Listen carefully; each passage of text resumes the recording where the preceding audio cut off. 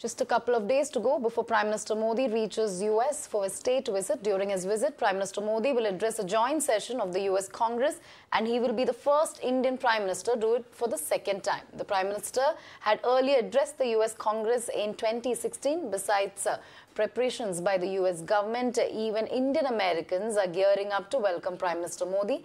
Indian Americans held unity rallies in Washington in the run-up.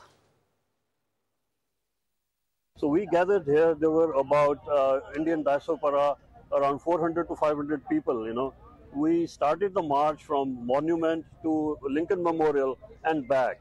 And people were so excited.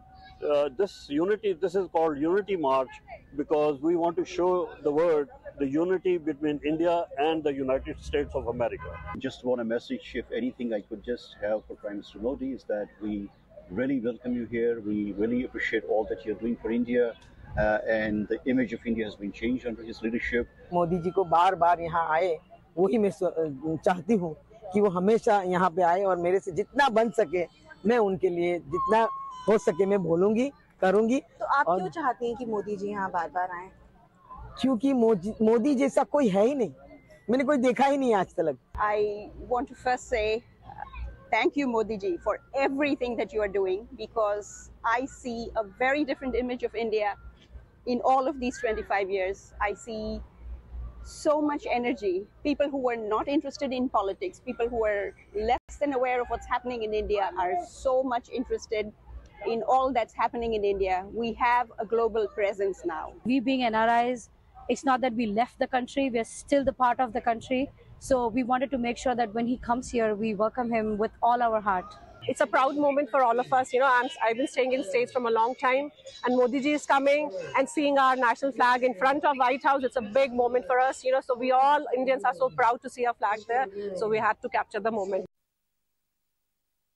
Anticipation and euphoria is building up here in the US ahead of the Modi-Biden Super Summit.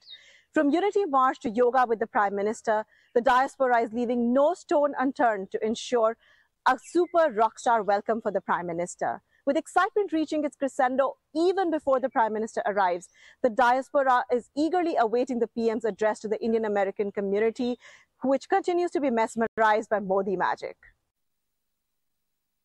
Ahead of Prime Minister Modi's US visit starting June 20, Times Network's Malvika caught up with Edison Mayor Sam Joshi to get a sense of the mood on the ground.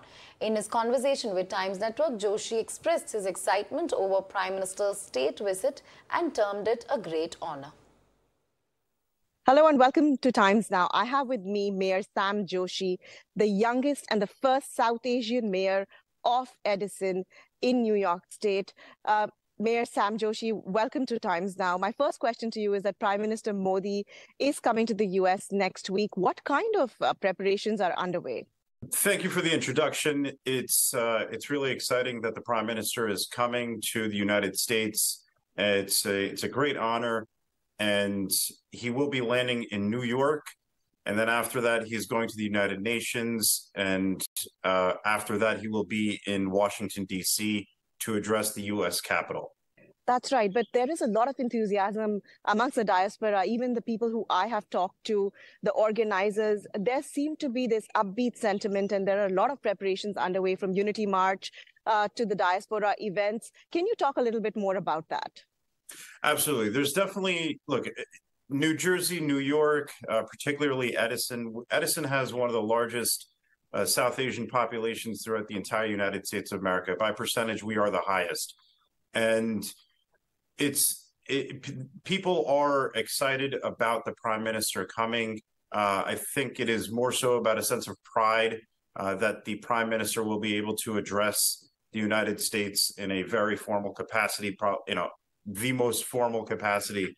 And I think that is it's a sense of pride, it's a sense of joy, and I'm glad that I will be a part of the event as well. I was invited by President Biden to welcome him at the White House. So in terms of the diaspora events, how many people are you expecting, and what kind of preparations have been done by the town? There's several events that are going to be preceding the events in DC, and there's a few different organizations that are participating in organizing these. There's several buses. Actually, there's well over a dozen buses of folks that are going from New York, New Jersey to Washington, D.C. to celebrate. And I believe they're going to be leaving around midnight or 1 a.m. and they're going to be driving down to Washington, D.C. So there is quite a bit of excitement. And quite frankly, if the attendee list could be longer, it would be. That's really true. That's the sense that we are also getting from our conversations with various members of the diaspora. You also mentioned that you've been invited by the Biden administration here at the White House. What is the expectation from those interactions at the White House? Do you have a sense of that? To be honest, I was excited to receive the invitation by President and Dr. Biden, the First Lady, and it's a moment of pride. It's a sense of pride for the entire community. And we're happy to receive him there.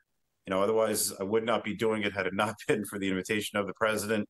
And like I said, it's a sense of pride for the whole community. We're really excited to have him here.